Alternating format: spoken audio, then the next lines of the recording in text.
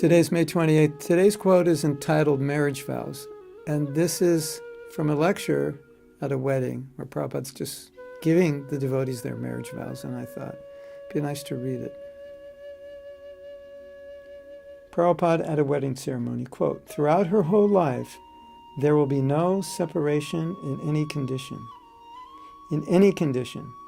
And we shall jointly execute Krishna consciousness. Jointly. Yes. She will help you, and you will help her. That's all. Yes. You accept that. Quote, I will serve you throughout my life." This is from January 10th, 1969.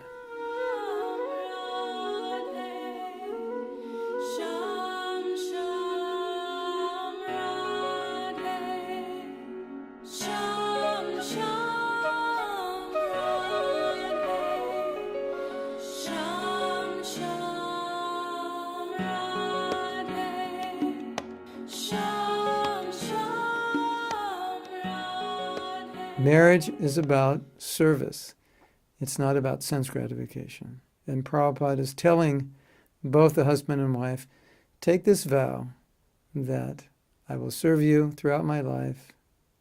There'll be no separation. So they're both vowing, promising to serve one another. That's what it's all about.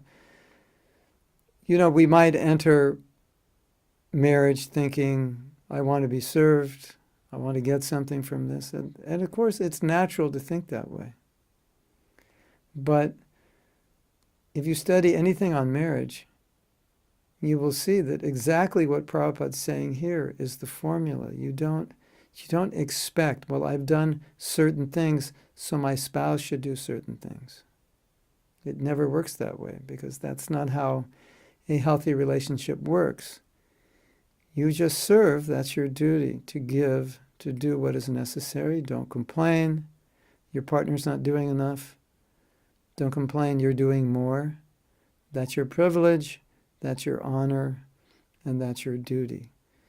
And I think a lot of us enter marriage with certain expectations that my husband will do certain things or my wife should be a certain way. Then after we're married, we find out, well, they're not exactly like that. And it can be upsetting, discouraging. But if we follow these vows as Prabhupada has given, then our mentality will be different. That how can I serve you? How can I facilitate your Krishna consciousness? My duty is to help you become Krishna conscious or help facilitate your Krishna consciousness. And that's a wonderful relationship. And that's what Grihastha ashram is all about. It's not actually a place where we should think of as an ashram for sense gratification. Some people may misunderstand it. It's not that when we get married now, from here on, we enjoy, we expand our sense gratification. Of course, the nature of household life is there is more comfort, there is more sense gratification than in the renounced orders of life. But it's not that when one gets married, one thinks, now I'm the enjoyer and I'm going to enjoy. No, that would be foolish, because we understand that we can't enjoy without Krishna. So I'm a servant. I know I'm a servant. I learned that the first day I was in the temple. It doesn't change when I enter the Grihastha ashram. I'm still a servant. I just have another object to serve, another person, not object, I just have another person to serve. But it's not because I'm a man, I believe I have a right to be served, or I'm a woman, I believe I have a right to be served.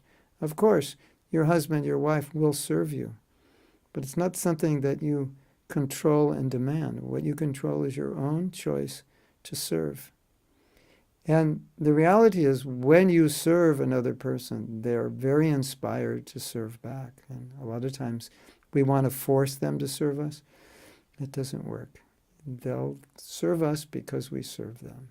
That's the reality. And if they don't, then they don't.